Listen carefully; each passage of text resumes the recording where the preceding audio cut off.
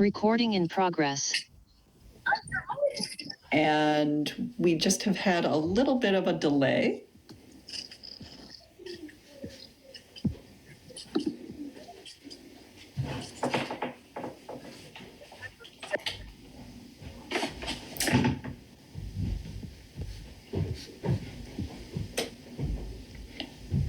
So I will just read, okay, so I will read the agenda for the day. We have a call to order, followed by an executive session, followed by an executive session, followed by action items, which is consideration of ratification of memorandum of agreement with the Winchester Education Association, followed by next meetings and adjournment. And Dr. Hackett, I believe we can go straight into or remain in the open session. We can remain in the open session. I believe hold on just a second. I think we have a member who may be in the audience that I got to roll forward. Oh, yes, that is true. Let's find her. Oh, no.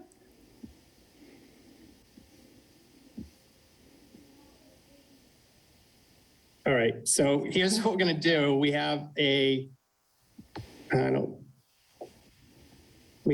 just a straight Michelle. So if we'll vote this Michelle, and if it's not Michelle Bergstrom, then we will.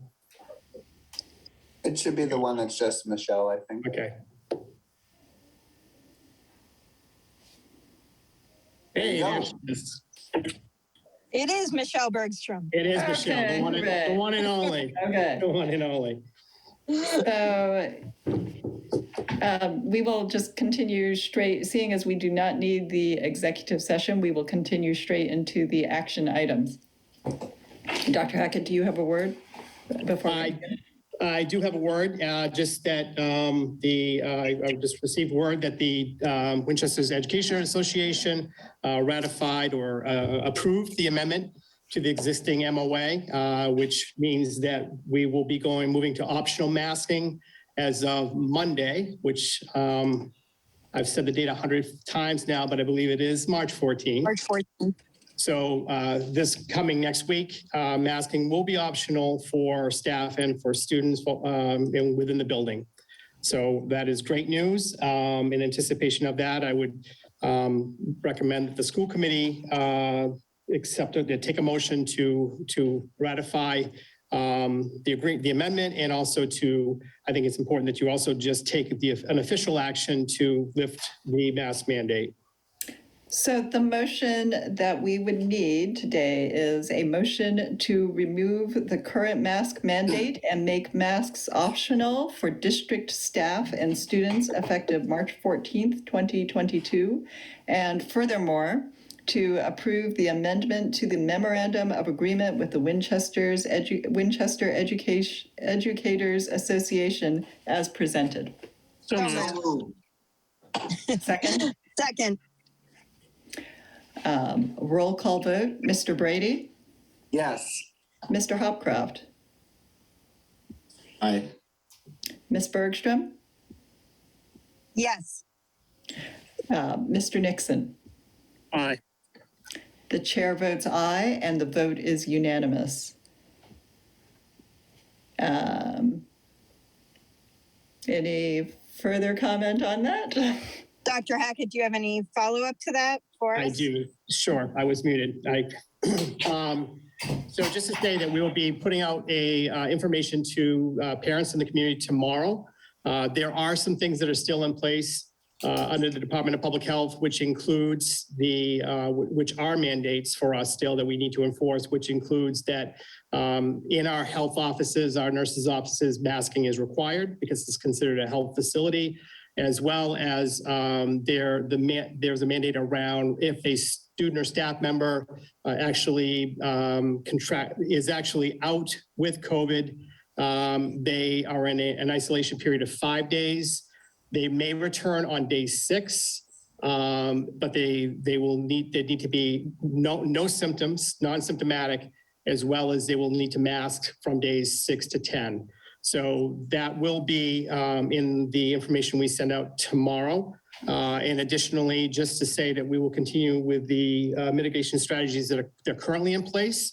We're going to take this kind of one step at a time, and we will continue to review how we are doing as we move into optional masking. And we are regularly, as you know, in contact and in collaboration with the town of Winchester Health Department.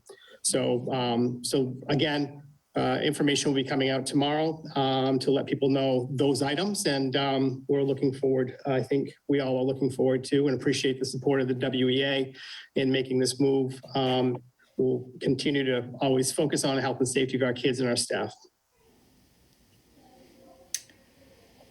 Thank you very much, Dr. Hackett. And yes, I think on behalf of the school committee, we appreciate as well the collaboration of our educators and staff. We're looking forward to this transition next Monday, March 14th. Still be some staff and some students who still feel the need to be masked, and that I believe fully that that we will all be respectful of this. And I'm sorry, I can't see everybody on my screen, but I hear that Mr. Nixon has his hand up. So I'm very sorry if I took this out of the order of hands raised, but please go ahead, Mr. Nixon. Sure. Just a clarification. Can somebody speak to our expectation for masking on buses, since those were covered by separate CDC federal rules?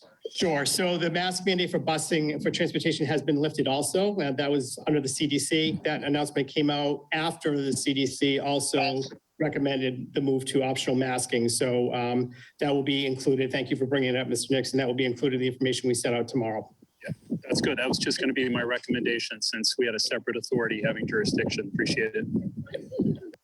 And Mr. Hopcroft?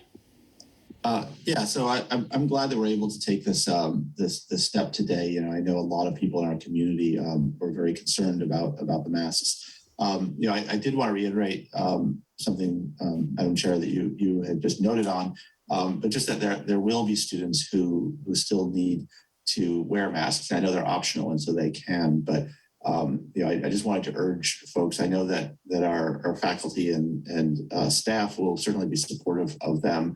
I know that there are faculty and staff as well who are may want to wear masks, but in general, you know, just if people could.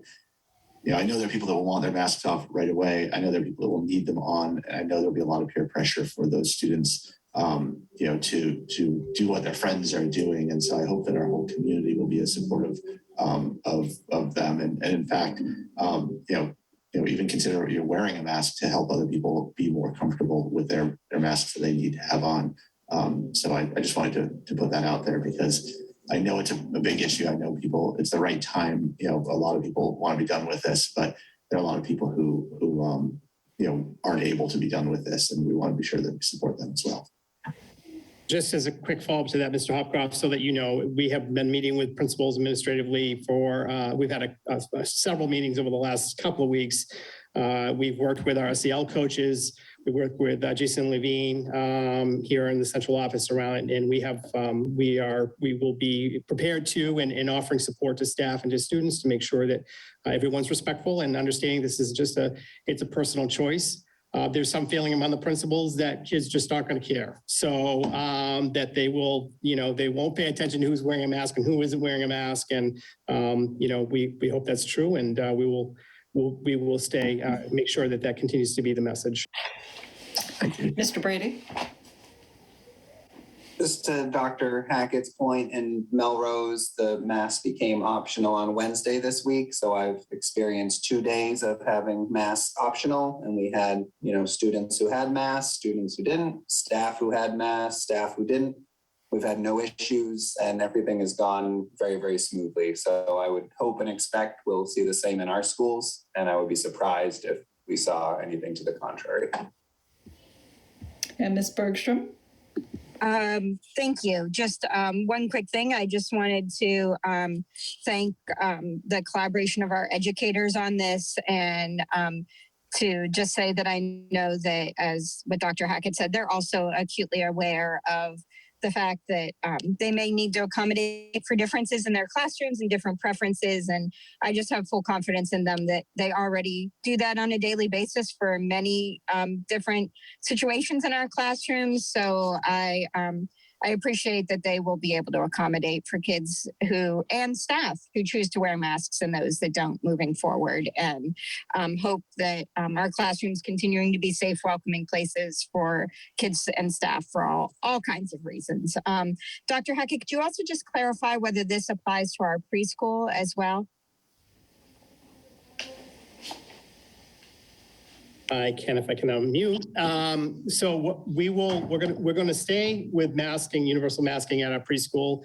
We have 2 sections, as you know, a VO and 4 sections here. For the time being, we will make the move to optional masking, but we do want to, as you know, those are our youngest learners. They are not vaccinated, although we also know that the risk for children of that age is quite low. But we also have students who have some challenging situations, and we want to make sure that we make this transition in a way that is supportive of them and their families. We want to give those parents and our staff a little bit more time on this. So it will not be effective for preschool as of Monday, but we'll put that out tomorrow and we'll provide information moving forward. Thank you.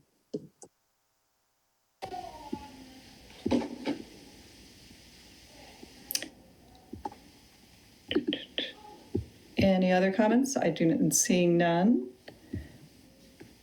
Okay. And I guess I would just repeat, thank you to our educators and our union representatives. And thank you to our community for your support and respect during this time. And I believe that we are a resilient community and we are stronger as we pull together. With that, let's see, our next meetings are March 22nd, April 12th, and April 26th at 6 p.m. And yes, Mr. Nixon. I thought we were planning on meeting on March 15th. I will discuss that with you offline. Can we post a meeting for the 15th before we lose that opportunity? We've got folks planning on coming to talk to us on the 15th. Yes, I will discuss with you. And we can coordinate that. So with that, I would accept a motion for adjournment. Motion to adjourn. Roll Second. call. Thank you. And a roll call vote. Mr. Brady, Aye. Mr. Hopcroft, Aye. Ms. Bergstrom, Aye. Mr. Nixon. Aye. Chair votes aye. Thank you very much. We are adjourned. Thanks, everyone. Thank you.